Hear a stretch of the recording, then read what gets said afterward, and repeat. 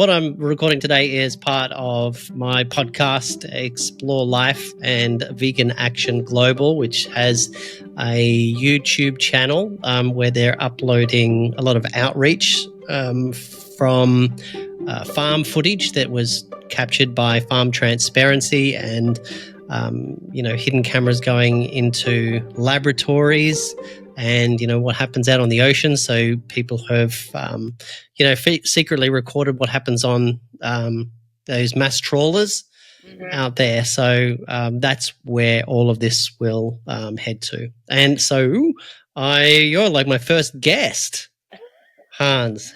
How exciting. Amazing. So thanks. What can I say?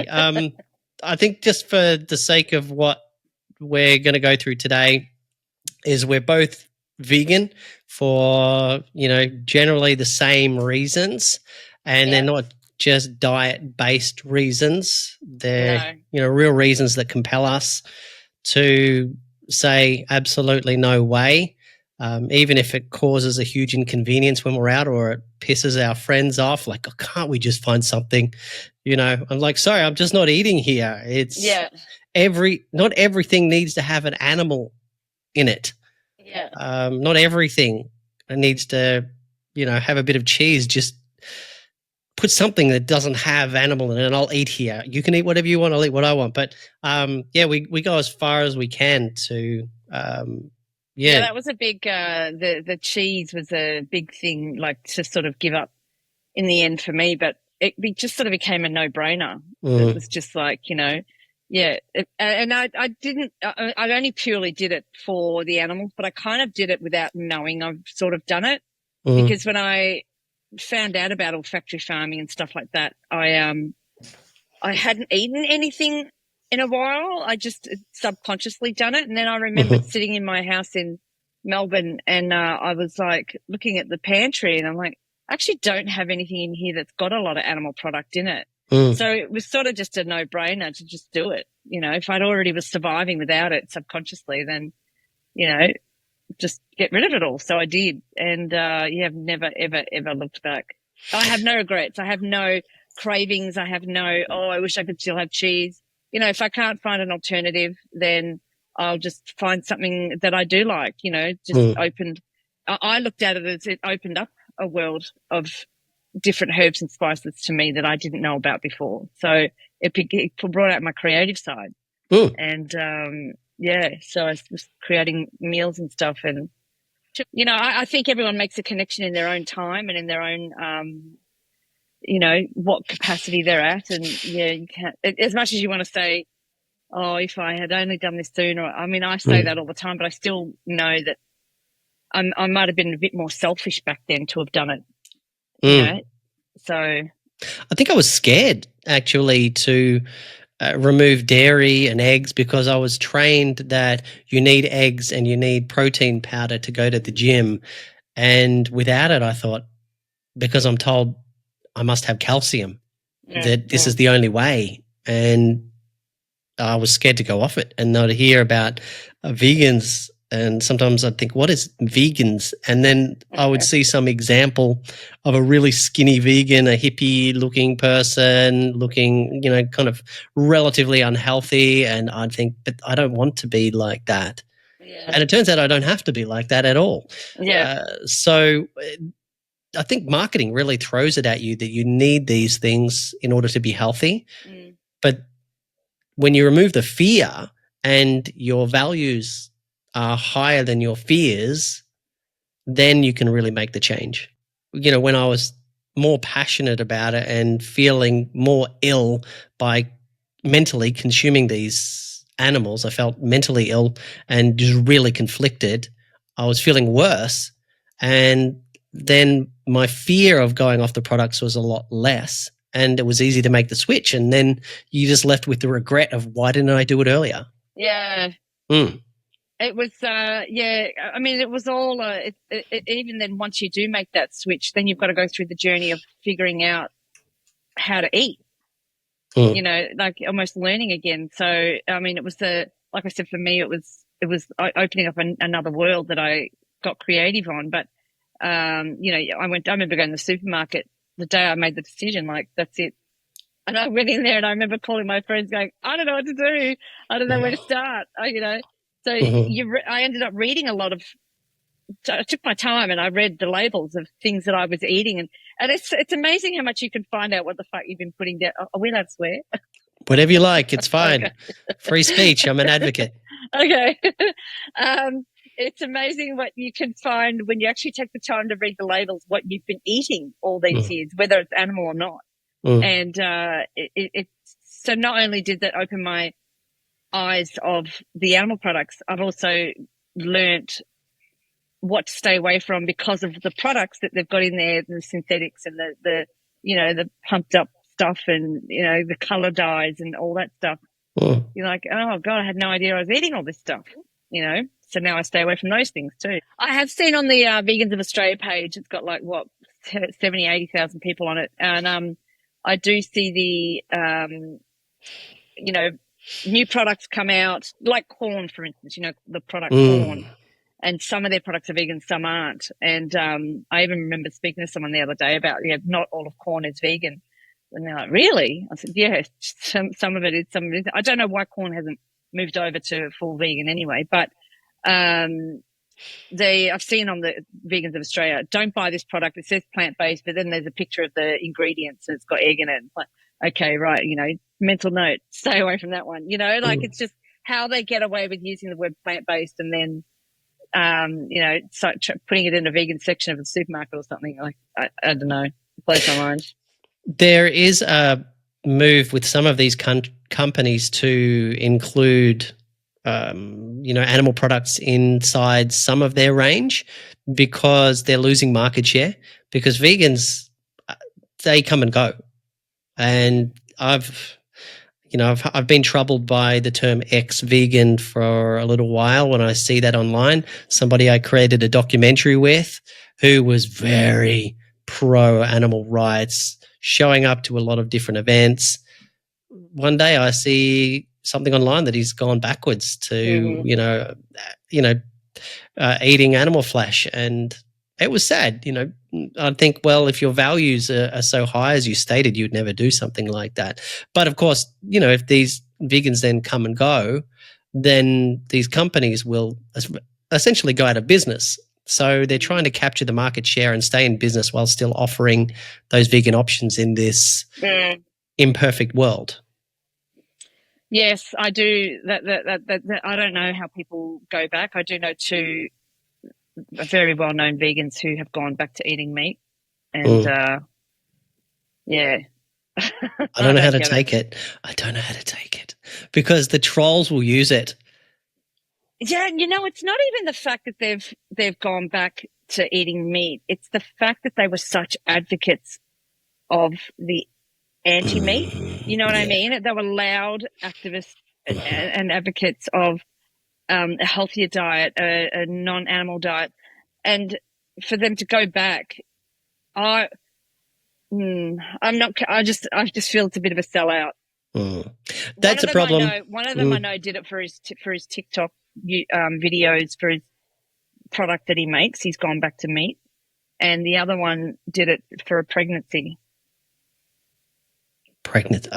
Okay, well, I can't answer those points because for them, their fear of something, you know, in terms of pregnancy, is outweighing their inherent values, because a doctor will have gotten into somebody's head and said that they need these products, and then they'll use the term, well, I'm getting cravings, and you know, so they'll say, well, for 9 months I'm going to go back to animal products, and who knows.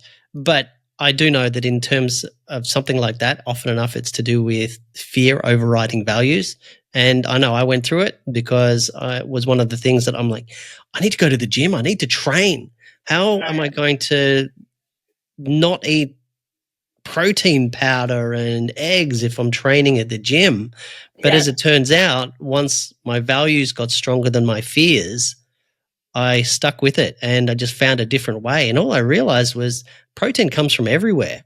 You know, a blade of grass has protein. Life is protein. I'll tell you what, the whole protein, I never, ever heard about in my entire life from anyone, where do you get your protein from, until the vegan movement got big. Mm-hmm. Yeah, where do you get your protein? No one ever asked me that in my 20s, in my teen years, not in my 30s. No one ever said to me, oh, but where do you get your protein? You know, I'd be like, oh, yeah, I went out drinking last night, went here, went there, whatever. And, you know, oh, where'd you get your protein? Like, no one had ever said that to me until the vegan movement got big. Interesting. And they don't even know. Most people are just not scientific. I'm not scientific, but being vegan means you need to educate yourself. So you start learning what certain vitamins and minerals do, and then you learn just because you need to. So when someone's asking me, where do you get your B12? I ask them back, what does B12 do? And they can't answer. So I don't bother answering the question. I've got a spray. In fact, well, just 1 second, I'll show you something.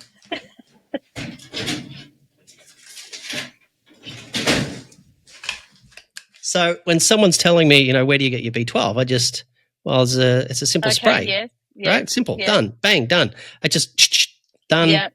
They don't even know what it does. I don't even know what it does to my body, but I'm told I need it. I mean, I've read up about it, but hey, well, might as well have it there. Well, yeah, look, I've only once had a B12 deficiency where I had a couple of shots and then I'm fine. But I've got like you, I have used that spray before, but I've got a little liquid dropper that you put under your tongue and that's it. But I'm not a believer in supplements and stuff. I don't take any supplements. I just eat a healthier diet. But, yeah, it's and it is also like when the people say about your protein, I always say, oh, are you a nutritionist? Do you know how much protein my body needs? Because I'd be interested to know how much my protein, my body needs, because you're such an expert at it. You know, how much protein does your body need? They never know the answer to it.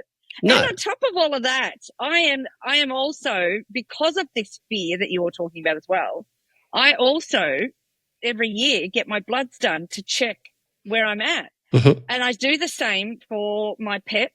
I don't know many people who have, you know, when you've got animal kibble, dog kibble that's full of dyes and all that stuff at the supermarket. I don't ever buy that stuff. But I get their bloods checked. I pay lots of money because I'm on top of their diets and my diet. But if I was still a meat eater, I probably wouldn't think that way because it's you know, it's the norm. It's the norm. But I'm not in the norm. But yet here I am constantly getting myself checked. And I'm in perfect health 15 years later, you know. So well, somebody can smoke cigarettes their whole life, live to 100 and die of old age. Somebody can live the healthiest life and get cancer by 40 and drop dead. Yeah. And who knows? Yeah. But it's happened so many times. It's not for me to judge other people and say, oh, where do you get your protein? Where do you get your B12? How much vitamin D have you got? You know, like, you know. I don't say that to meat eaters. I don't understand why they need to say it to me. Well, because they're just trying to challenge you, probably because they're challenged themselves. Yeah. They can't see a successful version of what a vegan life is like. Well, they don't want to see a successful version. It blows their mind. Yeah. Yeah, it blows their mind. I treat people however they treat me. I always start kind. I always start professional, polite. It's when they start overstepping boundaries. A lot of activists either get angry or they cower away. Whereas because of my career background, I'm really big on trolling. I don't mean to, but I just accidentally do it back. And so when someone's asking me about like diet or something and they, you know, get a little bit offensive or a bit rude, I'll just say, well, show us your six pack. Show us your six pack. If you're so fit, show me your six pack. If health has, you know, an impact on you, if it's really important, show me your six pack. Yeah. Health is not that important to you. There's something deeper than health here. You're coming up. What do you mean about health? If health was important to you, you wouldn't smoke. Yeah. You wouldn't drink alcohol if it's important to you. So there's more to it than health. And once again, it really comes back to moral value, because if your morals are higher than your fears then you're going to change because you're going to experiment. Because if the doctor came to you and said one day, if you don't stop smoking cigarettes today, you will be dead tomorrow, but then added additional fears, and your family will have to bury you. Your child will walk in and see your dead body and be scarred for life if you don't stop smoking now. And they might have had a fear of quitting smoking because of what it meant. Maybe, you know, they would get the shakes, or they would always feel like it went with the drink or whatever it was. But suddenly the fear of not changing outweighs the fear to change. Right. Yes.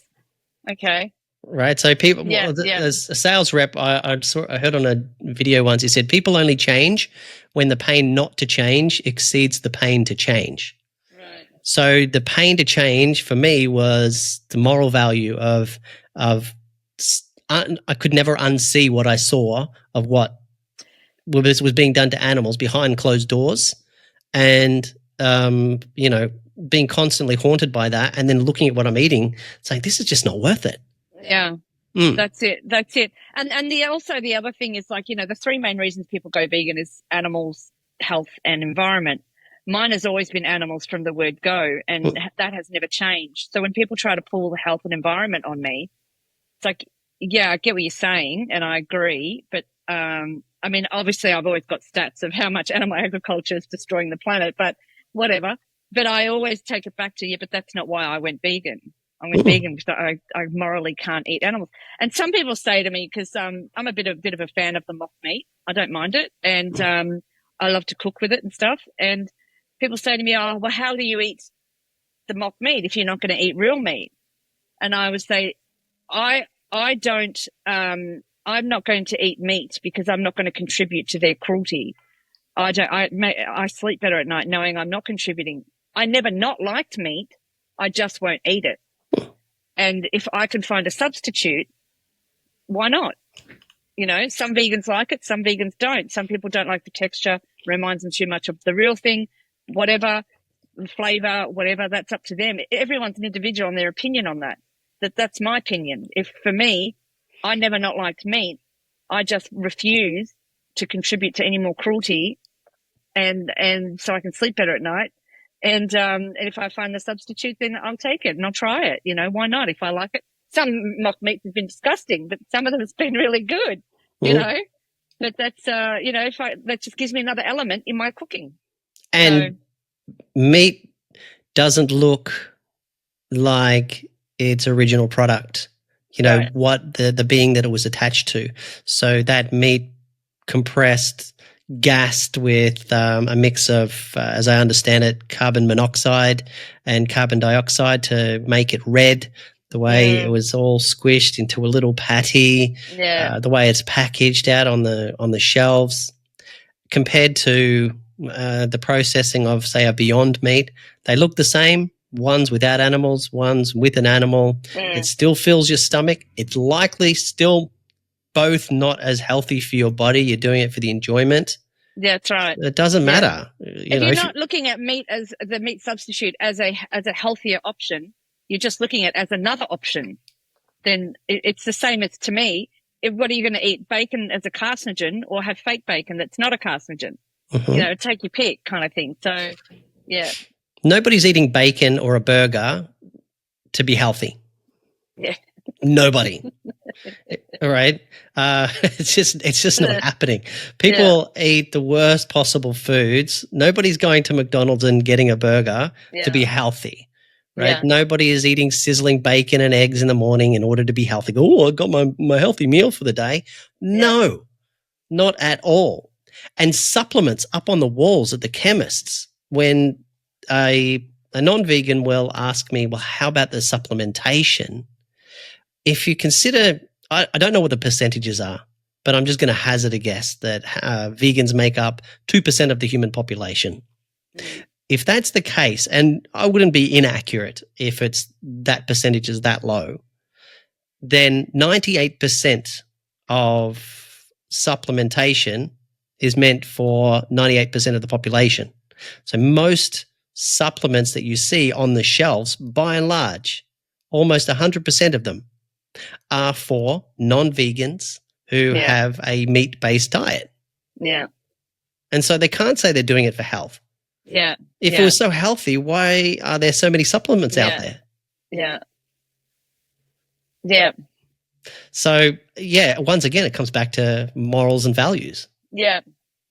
And then we're proving what we're doing is correct. So we have that moral high ground. And I think that is one of the things that people don't like when it comes to vegans, because, often enough I will be accused of, them accusing me of having a superiority complex.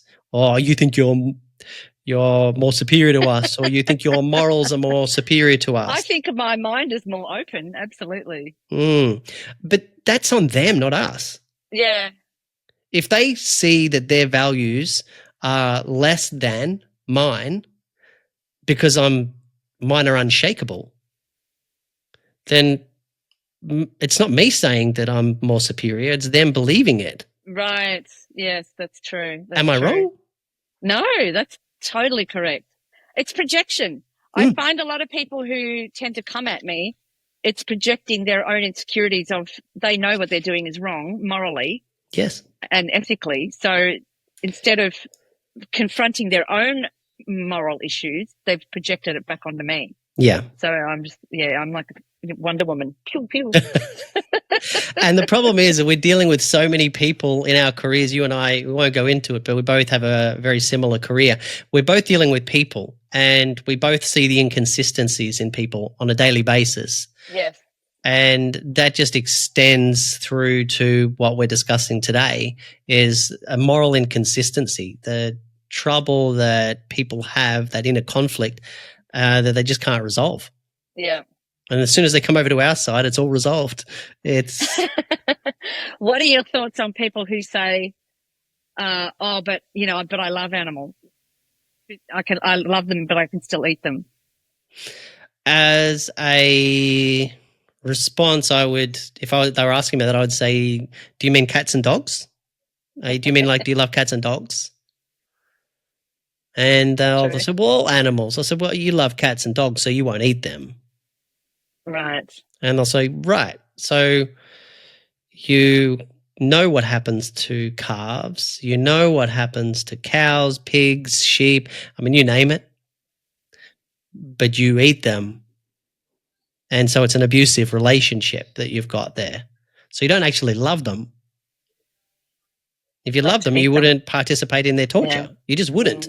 I get it. Like, my dog died of leukemia the other week so suddenly, and it broke my heart. And I would do anything for Ebony. I would. And I didn't take her body home and eat her. I made sure that she was comfortable all the way to the end, and I honored her body at the end. I wanted only the best for what she was going through, and that's a dog. Yeah, I could say if I wasn't vegan, I love dogs. I can't say I love animals. Yeah. People can love their own animals. It's a contradiction, yeah. But also on top of that, what about people say that they love animals, and then I'll ask them the question, well, what about cats and dogs? And, so you call them out on that. And it's, oh, yeah, I love dogs. I love dogs. Right. Well, how many dogs and cats are in animal shelters right now and on a daily basis being euthanized, being killed? If you really loved dogs, one, you would never abandon them. Two, you would never get a pure breed. And you would rescue the ones that need to be rescued. Yeah. 100%. It's 100%.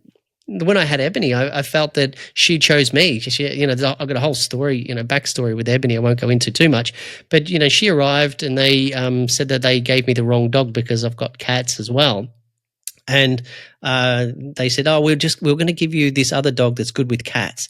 But Ebony she was just scared of everything, and to see her turned around and over the months, I felt like, because she was so damaged from a backyard breeder and from the abject animal cruelty that I see people, make on a daily basis. Meanwhile, a pure breed, operation is selling dogs for $6,000.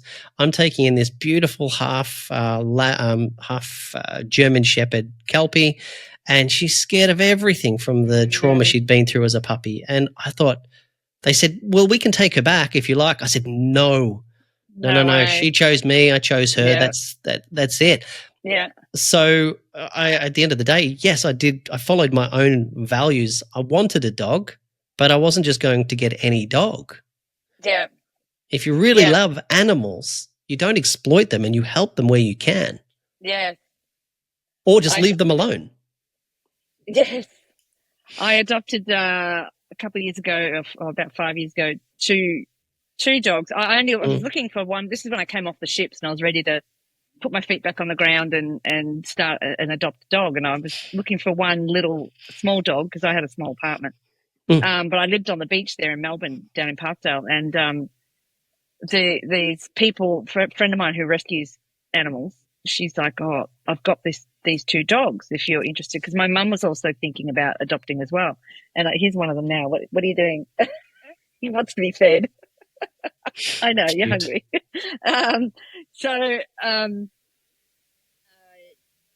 Mum was going to take, she said, I've got these two dogs, what would you think about taking them? I said, two. I don't know about two. So they brought the two over and we tried to separate them, but they just couldn't function without each other. So I ended up taking both of them. I tell you, it changed my life. It was the best thing ever. I thought, how am I going to cope with two dogs and a cat in a small apartment? But I live on the beach, so it was not really a problem. And Harvey just loved the water.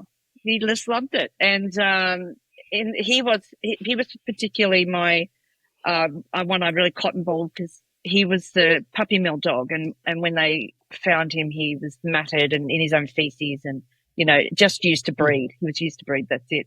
And I remember he ran down the path one day. This is when I first got him, and he ran down the path and I'm running after him because he was going out into the main road. And I was like, oh my God, what if he gets hit by a car, So I'm calling him, running down the road. He stopped at the top of the stairs and he got so scared that he just wet himself right there. And I thought, I picked him up. I took him home. I said, you are never, ever again going to feel that fear ever again. So from that day on, and, people used to say to me, oh, they're so lucky to have found you. I'm like, no. I'm lucky to have had them in my life. Because they changed my life for the better. People just look at it as like, oh, we're the superior race. And, oh, they're so lucky to have been brought to your home, just like your dog. But it's like, no, the joy and laughter I get every day because of their goofiness, that's lucky for me. That's sunshine, Yeah. So, yeah. Because you got to see the real them come out after the fear is removed. 100%. He did. He was another dog. It took me a year to get him. I'm sure as it did for Ebony, it would have taken a long time to get that because they were traumatized. And after about a year, he came out. He even used to, when I was in the kitchen, like an open plan kitchen and lounge, and he'd be sitting on the couch and I would be chopping up vegetables. He would get up and go into another room because he was scared of me chopping up. But anytime I chopped up vegetables, he would walk off to another room, scared. He would, and for a whole year, he just would get up and leave. Poor baby. And so I've no idea what that trauma's from, but it took him a long time. It got to where I would chop up and he would just look at me and he'd stare at me the whole time. He stopped leaving the room, but he would just stare at me. And so he still had that trigger a year later, but was more comfortable to know that nothing was going to happen. He didn't have to leave the room. It was so sad. So sad. Yeah. And I think that's one of the things when people say, well, they're so lucky to have found you, whereas we know it's reciprocal. So we would say, no, well, I'm lucky to have found them, which I really felt because I learned a lot as well. But, once you cut through all the fear and you bring out the real them and, you see how happy they are, it's just like you have this pride within yourself that you know that your values were on track, that you did the right thing. And that's what we're just trying to seek to do, I guess, as vegans is, and even if you remove the term vegan, if it didn't exist because it's got for some reason, some negative connotation, which is just done by reverse marketing. People who don't want us to make an impact, they'll make it a bad word. But even if we remove that word and you just come back down to doing the right thing, being on the right path and doing the right thing when no one's watching, then yeah, it just takes you to a better place. Your mind to a better place, your heart to a better place, and that inner conflict that we used to have goes away. But for me anyway, I feel it's been replaced by understanding human hypocrisy and the challenge that I face each day. So when people say, oh, they're so lucky to have found you, it should be natural that if a dog finds anybody, they would be treated the same. After our break, I wanted to, I guess, maybe move into some other areas of context, such as animal rights activism, because when you and I were speaking on the phone, we found an area of disagreement. Oh, yeah. And I thought that's really interesting because that is a bit of a contention in the animal rights field, because there's veganism, there's being vegan, which is just, even if like I don't even care if I use the word vegan. That's just the word that's out there. So, hey, that's it. But then there's vegan animal rights activism, and that's the next level of insanity that we go down, because some of us are compelled to fight back once our eyes open up and we see such horror, and you think, oh my God, how doesn't everybody know this? And, and suddenly we're out there just trying to, scream it to the world, even though that might not be effective, but it's caused us to do it. Yeah. So tell me about your world of activism, and I think I'll share a little bit of mine, and then we can talk about the areas that of contention where we have some disagreement. Yeah. So when I started, just what you said just then, I was very angry, and I felt really betrayed by advertising and the industries telling us, oh, you've got to have milk for your calcium, you've got to have, meat for, makes you big and strong and whatever, and, all that bullshit that we all know now is bullshit.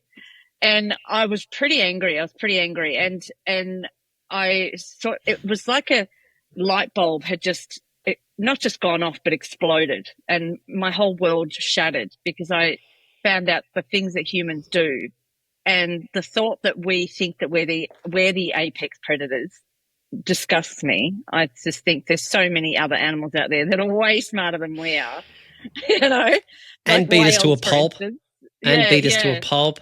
Yeah, exactly. We couldn't even survive against flesh-eating bacteria. We suffer for days after a mosquito bite. Yeah. Oh. Yeah. I mean, if you go down that whole, yeah, it's true. We are not apex. No, I mean, even look at Queensland's got the highest of spiders and snakes that are the most venomous in the world. Like, anyway. Yeah, so we're going off track, and I think that is actually a topic of itself. But go on, sorry. You get my point. So I was pretty angry at the start. So I spent the first 2 years of my vegan journey being an angry activist, and I was the one who protested at the front of the Japanese embassy. I protested at circuses. I got arrested sitting on a chicken roof for 12 hours. Like all those things that activists do when they find out and go down that sort of rabbit hole, I should say. After 2 years I was full on every weekend doing something out all the time. And then, the third year you sort of start to tone down. By about my fourth year, I remember walking down the street in Melbourne, and the cafes they've got like down in Chapel Street and all that, and you walk through down the seating outside, and they're eating their meals and stuff. And I remember looking at someone who was eating a hamburger, and I was like, why is that person eating that? Like, it just did not register to me as food. And that was the first time I had a real wow, I'm actually now looking at meat as alien. And it was like a real moment. It took me 4 years to get there, but yeah.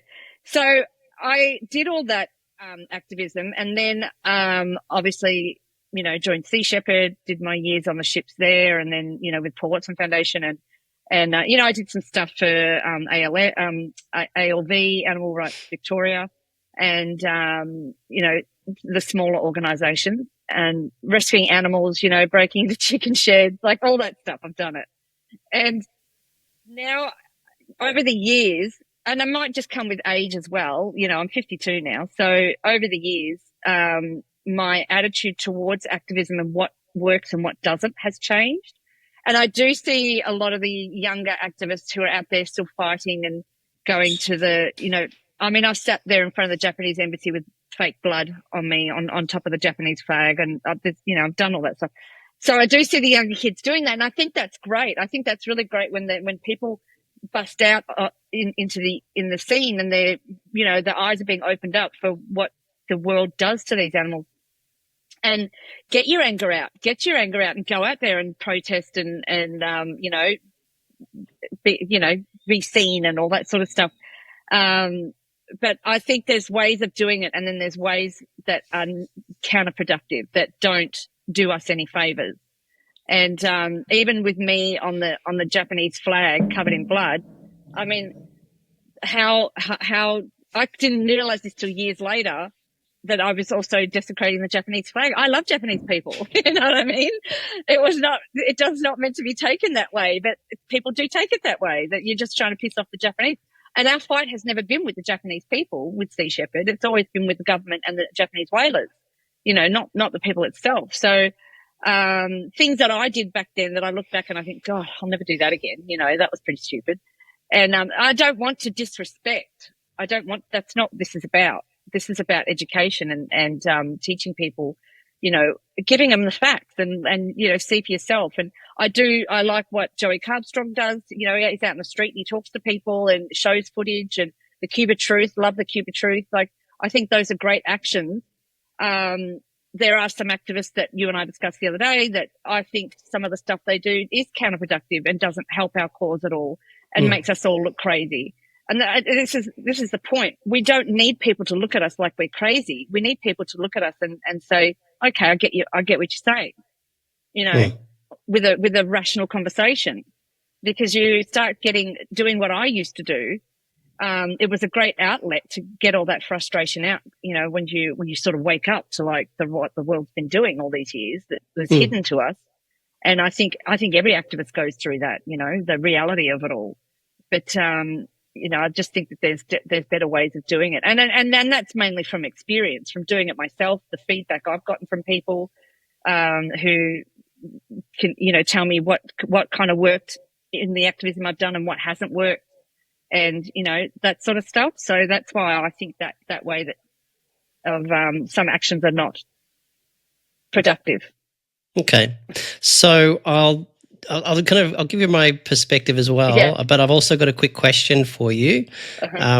Do you, from your understanding, has meat consumption and inherent animal cruelty with what they get away with in these industries, increased or decreased since you started doing activism so long ago and became vegan? That's really hard for me to tell, because I don't know stats on that. That's not something I follow. What you visually see then, maybe what you see in the media, what you read sometimes when a news story shows up, when, you know, you hear of a truck full of pigs, you know, tipping over onto the side, you know, just overall, has your perspective been that since you started doing activism, or since you became vegan and then you became a vegan animal rights activist and you did all those, you know, hectic things so long ago, today, to this date, has your understanding been that, just from your own observation, been that what happens to animals become worse or better? I don't think it's become worse or better. I think it's probably just become more hidden. Okay. So then either way, there's 2 points, because if you'd said it had become better, you would easily be able to show that, okay, the activism that happened preceding to what we see today with modern activists had an impact. But if it hasn't changed at all, and all that's happened is it's become more hidden, then we know that realistically, there is no wrong form of activism. Yes, I agree. There isn't a wrong form of activism. I totally agree with that statement. I just think what is productive and what isn't productive. That's all. Okay. Everyone's got to have their outlet. Everyone's got to have their outlet, like that person we talked about the other day.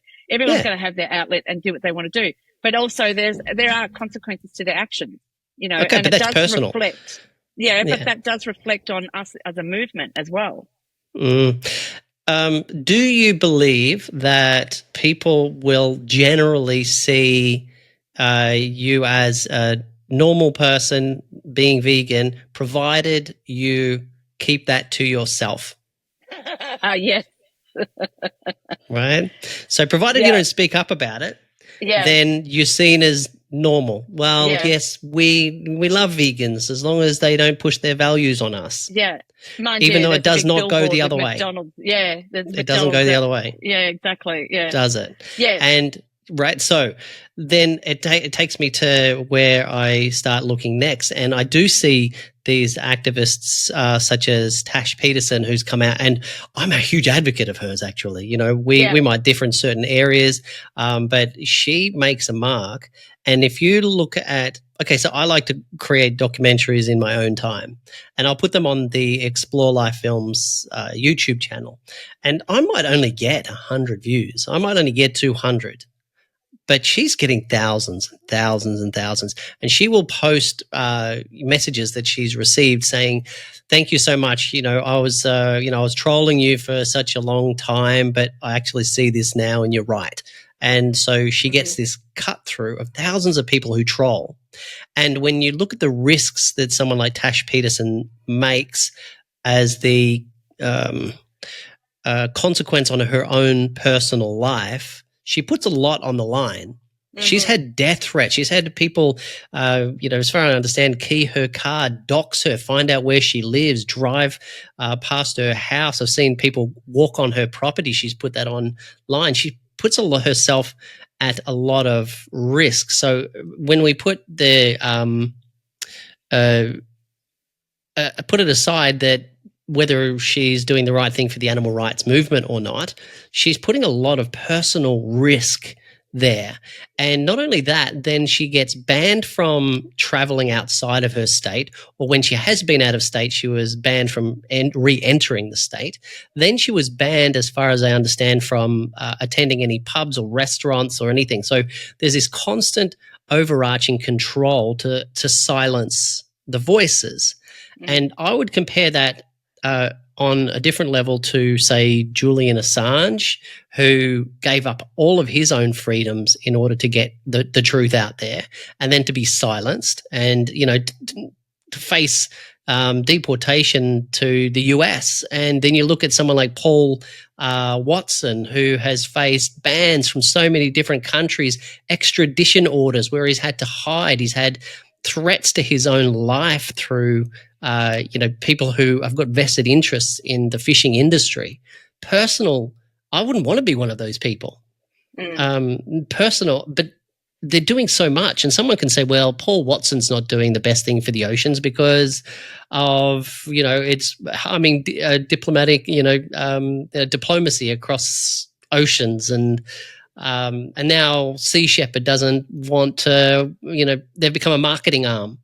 Sea Shepherd essentially is towing the line for the fishing industry to be seen as the marketing arm for the fishing industry, to be seen as, hey, we're doing this right thing. It's like the RSPCA. Yes, there's somebody overseeing what we're doing. Don't worry. Don't speak out. The RSPCA's got us all under control.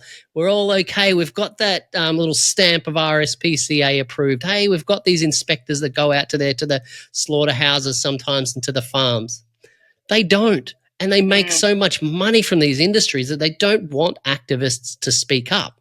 That's why they put people there. That's why they put organizations there, to minimize activism. That's my take. And I think that there's no wrong way to do it. And I think the louder your voice can be, if you are willing to put your life on the line and be the voice and open yourself up, then that allows other activists such as myself, yourself, that are no longer willing to take as bigger risks, to actually be there as a support and actually get in there and be their champion, or kind of be a pat on the back to support them when they're down. Because when you look at a Tash Peterson post and all these people post, oh, I love steak, or they post photos of themselves going hunting, then you've got hundreds and hundreds of activists that actually go in for support, and it brings us all together doing something. That's fair. So I don't know if there's a right or wrong, but I'm in support of somebody making an impact. Now, my days of that sort of activism is over for me, but I do my outreach and teaching kids at schools, and I think the next generation is really, really important to educate as well. I think when people go through these kinds of journeys, that what Tash is doing, or what new activists or new vegans, when they find out, and then they get angry and go out there in the streets and stuff, and that's great that someone's doing it. When those people are at my time, 15 years later, they'd be the same as me, and then the next generation of people will come in and do their, loud and out in the streets. And I'm glad there are still people out there doing that. I don't know how productive it is, but I'm glad it is. That they're doing that, but everyone has to have their own journey and their own outlet. And if that's what, I'm not down on Tash for what she does, I just don't know how that's helping us as much as what people think. Well, if we go back and my opinion is a little bit different from yours, where I either am seeing a lot more cruelty in what they get away with these days, or it's getting more exposed, but it's more mass produced, so there's mass slaughter. There's more and more slaughterhouses out there. There's more and more factory farms out there. There's huge setups for popping male chicks onto macerators and grinding them up. It's considered legal. And then you look at the horse racing industry. How am I supposed to respect the opinions of people who show up, get drunk at a horse racing event and, dress in the nines, the nice suit, tie, get drunk, vomit everywhere. Meanwhile, there's a horse suffering out on the track that has broken his or her leg, and they basically put a tarp up and kill the horse. Yeah. I mean, of course, that's shocking, And the dead horses go to feed the greyhounds. Yeah. Yes. So how am I supposed to respect that? How, do we just sit there on the sidelines and hold up a poster? That's wrong. I get it. When people want to run onto those racetracks and stop the horse racing, it's almost the direct action that somebody needs to take. It's just not me, and it's just not you. But somebody needs to do it, because if somebody has it inside of them to do it, I'm fully supportive of it. Fair enough. And, so you might have been the Tash Peterson when you were doing it 15 years ago. Activism burnout is a real thing. And like we discussed the other day, mental health, So I think that's also where I'm at, Tell me about that. I want to hear more of your perspective on burnout and what that means for you, and, how that shows up in your life. I think the first time I really got the burnout, I mean, there were many times when, after 4 or 5 years of doing what I was doing, I remember sitting on the ship once on our way to Antarctica. It's on my first campaign, and I was sitting there with a doctor he's a knee surgeon from Poland and an engineer from Germany or something, and the three of us were talking, 3 different countries. They were 2 men, so it was also having male activists on board. That was also really refreshing. They were not vegan. Not everyone who comes on the ships are vegan, but you eat vegan food. It's all cooked for you. And people tend to, by the end of the campaign, turn vegan, because there's so much conversation going on with all the crew, from the vegans to the non-vegans, talking about, why we do what we do. And then I've seen people on board the ships make connections. And by the time we finished a 3-month campaign, they're leaving. These are 70-year-old engineers I'm talking about. So it's amazing to watch. But so I remember having a conversation with these 2 guys down in the mess on our way down, and we were all talking about issues that were happening in our own countries with animals, and what was happening in Poland, what was happening in Germany, what was happening in Australia. And I just kind of looked at him, and I looked around, and there's crew everywhere, and we're all just chatting and stuff. And like, we're actually on our way right now down to Antarctica to fight the Japanese whalers. And there's so much going on land that doesn't get addressed. Like, it's, to me, that was where I had a moment of, it's just too big. That was a real head fuck for me. The issue is just too big. We can't, you know what I mean? There's too many humans on the planet who just don't give a shit. And that makes the issue huge, unfortunately. So, that was a real like, you know, light bulb moment for me. And then, you know, working on the ships as long as I did, and for as many campaigns that I did, I got burnout from that. But it's hard, you know, you've got really passionate, a ship full of passionate people who have all come for a cause, who tend to, you know, and they're from all over the world. So there's personality clashes, there's religious clashes, there's political clashes, there's, you know, and as a ship manager, you've got to kind of manage all these people. So, and all their rage, that, you know, all these rage that they've got inside them, and they're pump, want to go out there and get, you know, let's get the ship out there and do stuff, you know. So there's a lot of that build up as well. And that can get very, exhausting. But I loved it. Don't get me wrong. I loved every minute of it. But the burnout from, I think that's why I stopped doing the protests and stuff, because it just felt like we were getting nowhere. And I hate to say that, but that's what it was like. And it's like, you know, it was just, I don't know how to put it into words. It just became to me like almost pointless, because no one was listening, and they just look at us like a bunch of hippies, you know. I mean, we started when we used to, before I joined the ships, we started a little group called the Lunchtime Whale Warriors, and we used to protest at the front of the Japanese embassy every Thursday for lunchtime. But we started wearing like dresses and high heel shoes and stuff, so that we could blend in with the lunch people in the office building, and to show that we were normal everyday people. We're not just a bunch of hippies that are, you know, hanging out the front of the Japanese embassy. And, you know, people did join in. They would come over, they'd see us every Thursday at lunch, and they'd come down from their office and they'd hold up a sign with us and stuff. And, you know, and that was great. But it was an entire year we did that every Thursday without fail. And at the end of it, you know, you think, did we do any good? Did we make any change? But maybe I hope we educated some people. But other than that, I don't know. And that's kind of a bit is it worth it? Is it working? What are we doing? I don't know. What is your activism now, these days, 2025, 2024, since the pandemic? What am I doing now? Yeah, what does it look like for you? I mean, you've had burnout.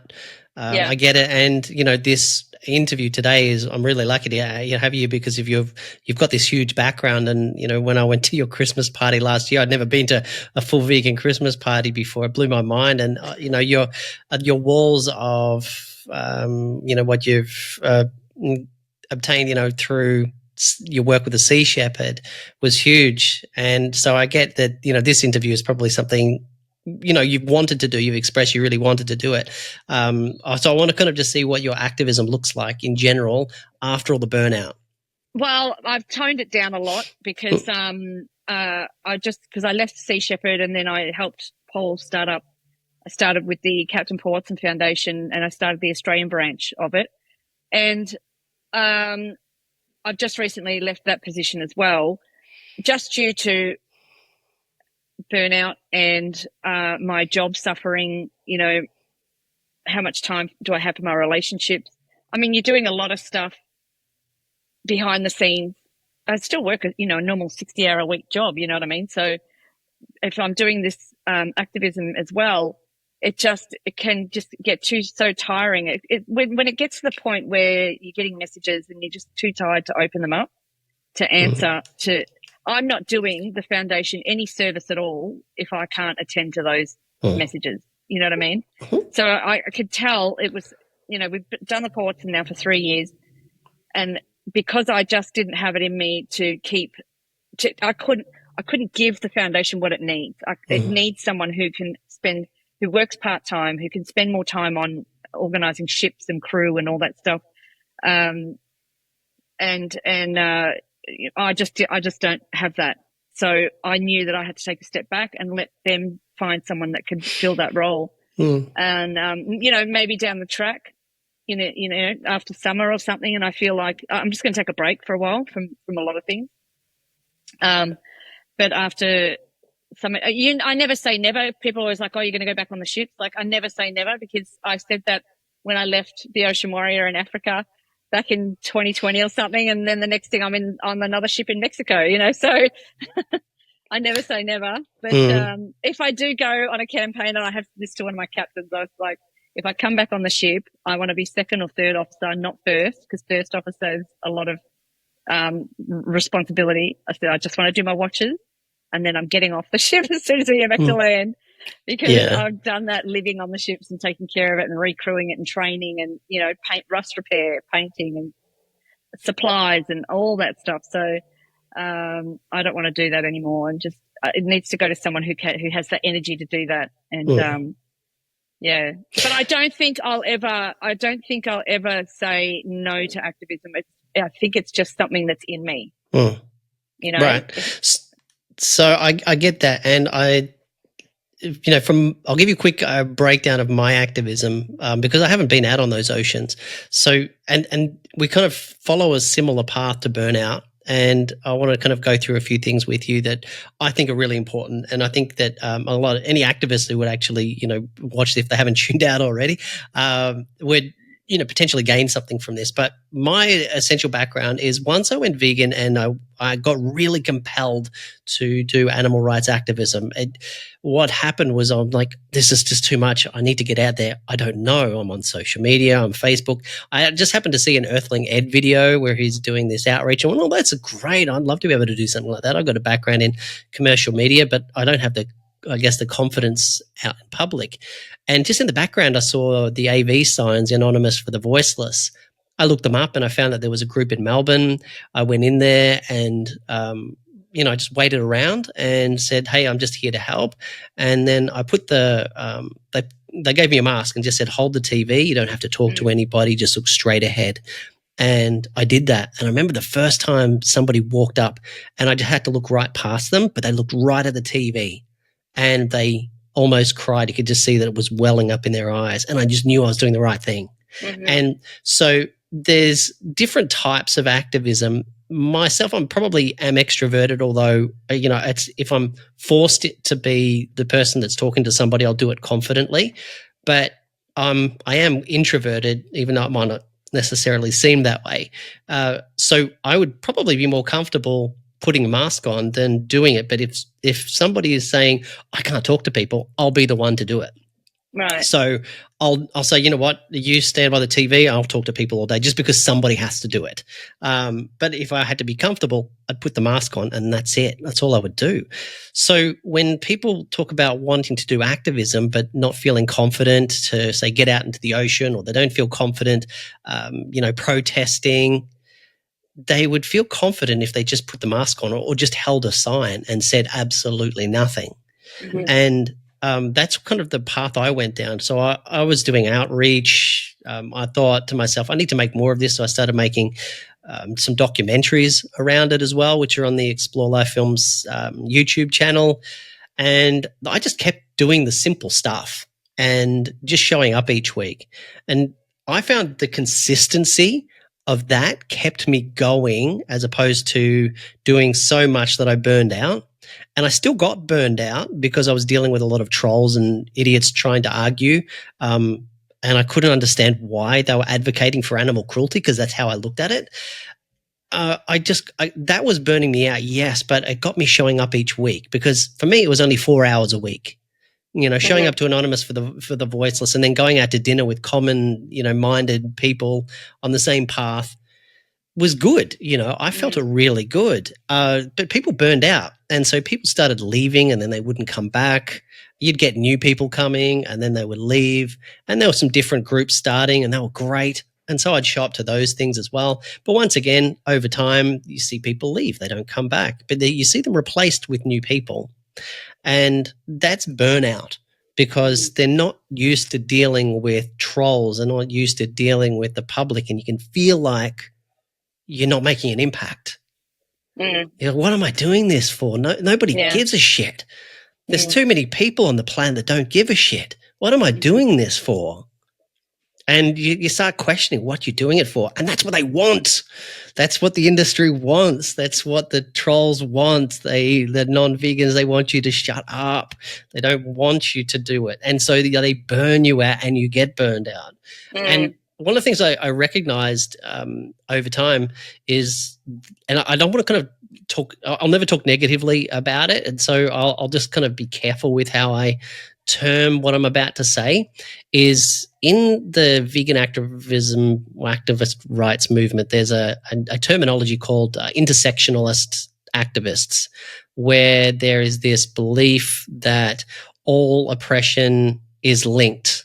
So they say, you know, for every human atrocity, there is an animal atrocity. Every time there's racism or transphobia, it's, you know, it's connected. It's all connected, and animal rights is all connected. And so they dilute the vegan, the term vegan, to not be about animals, but to be all-encompassing to human rights as well. That you have to be almost like this Zen god Buddhist monk, you know, that is against all forms of oppression at all points. And not only that, you need to speak up against it all at all times. And I've seen it where some activists, they'll start doing animal rights. So they'll show up, they'll start holding the signs. They'll meet another activist that is starting to attend, human-centric protests. So it could be pro-choice, pro-life, Palestine. It could be anything, like anything that is important, on a human level. And then they start getting in the circles of all the other human-centric protests. Mm-hmm. And each week in Melbourne, we were seeing thousands of people show up and walk through the streets for Gaza, for Palestine. Great, good on them. But those same activists didn't come back to the weekly outreach. They just disappeared. Why do you think that is? I have a good theory. I have this working theory that at base, when we go vegan, that and we open our eyes up, like happened to you and happened to me, is we feel compelled to do activism because we've got all this built-up guilt about all those years that we participated in animal abuse by eating them without knowing better. We should have known better. So we start showing up every week to get this guilt off of our chests. And a lot of activism is done through guilt. They show up because their moral values are outweighing their fears, and they get all this guilt off their chest, and then that brings them into different realms, and someone invites them along to a different human-centric cause event. And it's usually at around the time that they've expressed all their guilt. So it's all the guilt is out now. They're vegan. I've said my bit. I've done my bit. I don't any longer feel guilty about animal, what happens to animals because I don't participate in it anymore. I'm going to go off to this other event, and they don't come back. They just you'll see them protesting on everything else, and then. And you'll get the same 5 to 10 people showing up each week to, say, Vegan Action Melbourne, up in, Sydney, in Brisbane. You'll see the same 5 to 10 people every week because they're persistent and consistent, whereas there are thousands and thousands and thousands of vegans all across Melbourne, and they don't show up each week. Yeah. Even if they did it once a month for 4 hours, you would have a huge movement of activists in each city, in every area of the world. Yeah, that's true. But how do you get them out there then to do that?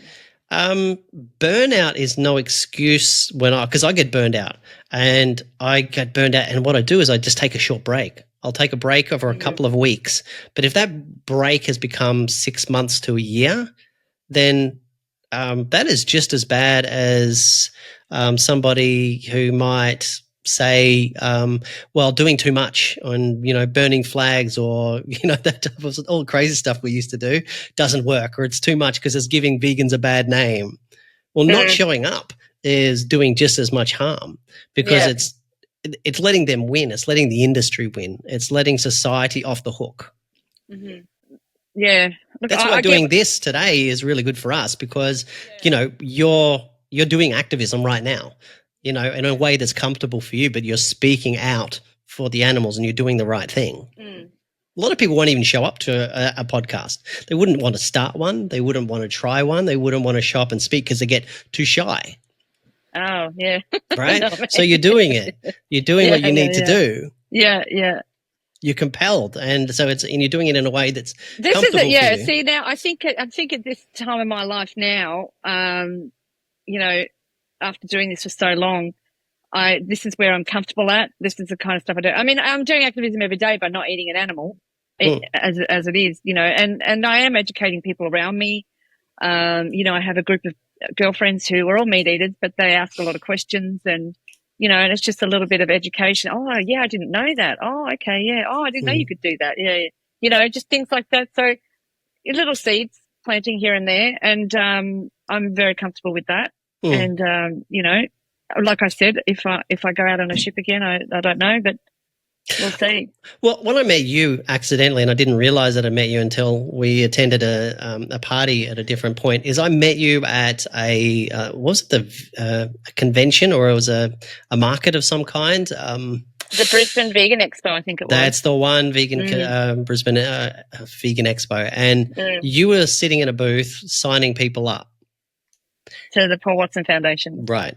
Yeah. And that is perfect activism. Yeah. When you're out there, and somebody could do activism in joining Animal Justice Party, for example, and they don't need to do much, because there's a team of people dedicated who do probably get paid, you know, to, you know, put their life aside and concentrate on this and work with volunteers just to do something. So like on voting day, to show up and hand out the how to vote cards.